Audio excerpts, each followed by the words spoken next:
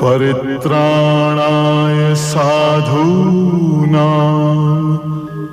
विनाशाय च दुष्कृतां धर्म संस्थापनार्थाय संभवामि युगे युगे।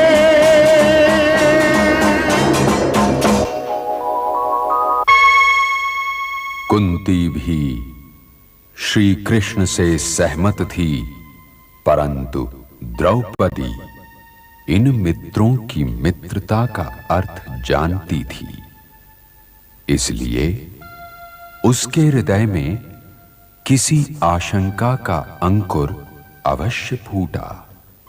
फिर भी वो चुप रह गई कि शायद उसका संदेह आधारहीन निकले।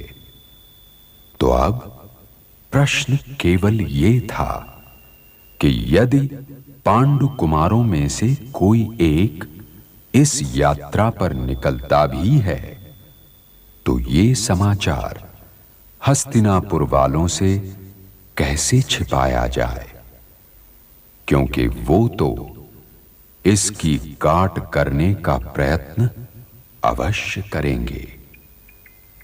पर इसी बीच घटने वाली एक घटना ने रास्ता साफ कर दिया। कुछ लोग एक ब्राह्मण की गायें हाँक कर ले जाने लगे और वो सहायता के लिए अर्जुन के पास दौड़ गया, लेकिन अर्जुन का धनुष बाण उस वक्त द्रौपदी के कमरे में था और वहीं युधिष्ठिर भी था। तो ऐसे में उस कमरे में जाकर अर्जुन को मर्यादा का उल्लंघन करना पड़ा था और यूं अर्जुन के लिए प्रायश्चित यात्रा पर जाना आवश्यक हो गया, यानी सांप भी मर गया और लाठी भी नहीं टूटी।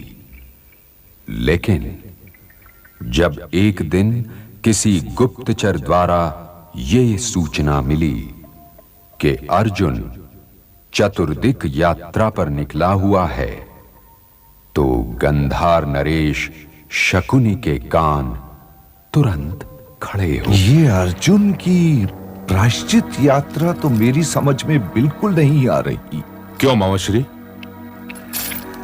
प्रायश्चित यात्रा विवाह करने के लिए नहीं होती अंगराज, और उसने तो एक विवाह हमारे मित्र मगध नरेश के पिछवाड़े ही किया है। पांडव घेरा डाल रहे हैं अंगराज, घेरा। मामाश्री, आपको तो ये पांडव घून की भांति चाटे जा रहे हैं। उठते बैठते आप उन्हीं के नाम का जाप करते रहते हो। देखो पुत्र दुर्योधन, मूर्खों की भांति सोचे समझे बिना हंसा न करो। तुम ही बताओ, अर्जुन का धनुष द्रौपदी के कक्ष में भला क्या कर रहा था? ये सब पूर्व निर्धारित लगता है।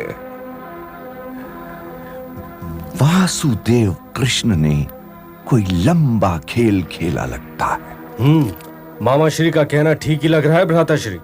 मैं तो सदा से ही कह रहा हूं कि क्षत्रियों को क्षत्रियों की चाल चलनी चाहिए, अर्थात सीधे रणभूमि की ओर जाना चाहिए। तुम रणभूमि के अतिरिक्त कुछ और भी सोच लिया करो अंगराज कर्ण।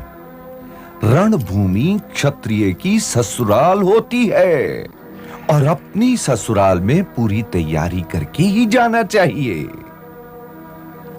इसलिए इस रणभूमि के लिए पूरी तैयारियां आरंभ कर दो मेरे पुत्र। अर्जुन अब भारत के पश्चिमी तट पर पहुंच चुका है, अर्थात वो अपनी यात्रा द्वारिका में ही समाप्त करेगा। तो द्वारिका हमारा क्या बिगाड़ लेगी मामाश्री? नहीं कर्ण, नहीं। द्वारिका को अपनी मुट्ठी में रखना हमारे लिए अत्यंत आवश्यक है। हमारी एक ओर मणिपुर है और दूसरी ओर द्वारिका। यदि वसुदेव की पुत्री सुभद्रा का विवाह दुर्योधन से हो जाए तो समझ लो कि ये उनके विवाह राजने का मुंह तोड़ उत्तर होगा। विवाह राजने? विवाह राजने, जो घराना अपनी पुत्री देगा वो विरोध में तो नहीं खड़ा होगा ना। ये जो तुम देखते हो कि प्राचीन काल और आधुनिक काल में राजाओं और महाराजाओं के राजभवन रानियों और पटरानियों से भरे हुए हैं, ये केवल उनकी कामुकता संतुष्ट करने के लिए नहीं है। ये विवाह है मैत्री व्यू विवाह, जिनसे निकलने का कोई मार्ग ही नहीं। तो फिर मामाश्री मुझे क्या करना चाहिए? तुम्हें भी विवाह करना चाहिए भांजे दुर्योधन। परंतु किससे मामाश्री? वसुदेव की पुत्री सुभद्रा से।